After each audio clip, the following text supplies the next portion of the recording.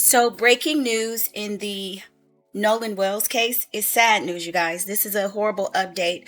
But the body that they discovered, remember we talked about it earlier this morning, they found the body and now they have made an identification. It's not official, but they're saying it is him. And this is being reported by TMZ. Officials tell local outlets the body was discovered Monday morning around 8:45 in the water near the northwest end of Horn Island after a park ranger made the grim find. They are waiting DNA testing to make a formal identification, but people on the scene are saying that based on the belongings and the way the person was dressed, that it is definitely him.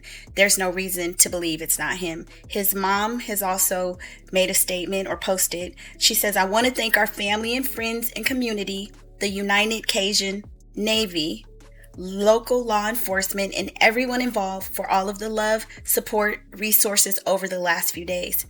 His father, our family, friends, and I are absolutely devastated, heartbroken for my sweet son who was always willing to cheer and uplift others. Nolan was a special soul. God took his time creating our son. I ask that you please give me and my family time to grieve."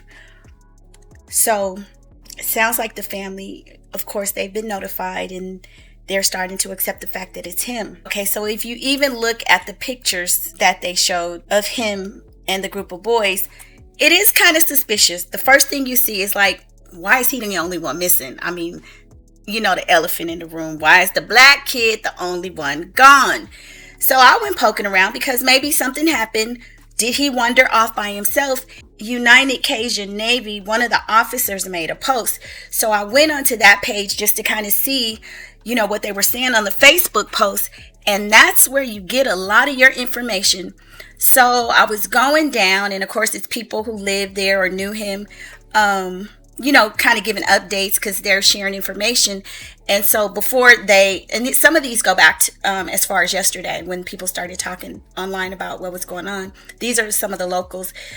They were talking about the fact that the football coach was out there looking for him. Remember, he was on the football team.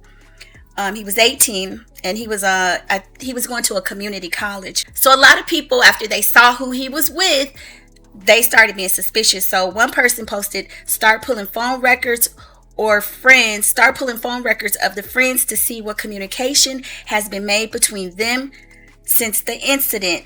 See if anybody is covering up anything, because I wouldn't have left and returned home like that knowing my friend that came with me not leaving with me because they are missing. Now, I don't know what she's talking about, so I'm going to have to do some more digging.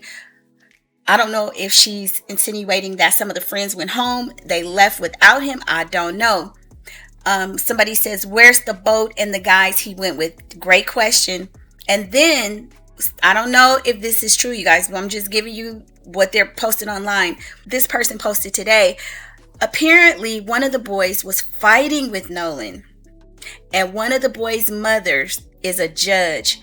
Will this turn out like Kendrick Johnson? I pray this child is found safe and brought home to his mama.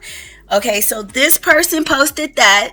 I don't know if this is somebody local, you know, but they seem to know something about, if it's true, something about the people or the boys involved. Somebody says, have the other boys been questioned? Have there been any statements from the authorities? Are the friends being questioned? These are all great questions.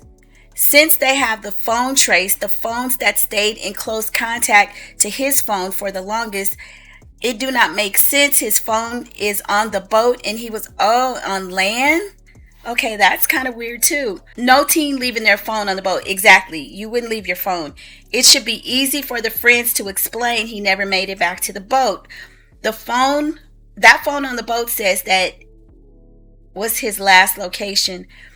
Okay, so as you can see, I mean, it's a lot here. I'm going to have to go. I was just kind of give you guys a quick update, but it sounds like there's some stuff that the people that are there, like not stuff that they're reporting on the news or anything like that, but from this Facebook page or group where people may have known him and some of the other boys are starting to leak some details, you guys. And just from what I'm looking at with the visuals, the optics, and what people are posting, it's starting to look a little messy. You know, hope his parents, condolences to them. But if these kids did something, I hope that they're found and busted. Now, another thing I want you guys to notice, I'm not going to post their pictures again, but when I did the story earlier this morning, they were showing their faces. Now, all of a sudden, the boys that he was on the boat with, now their faces are starting to be blurred out with the media. Interesting, don't you guys think? But anyway, I'm about to jump deep into this story because this is sad. This is a tragedy, and I hope they didn't do anything to this guy.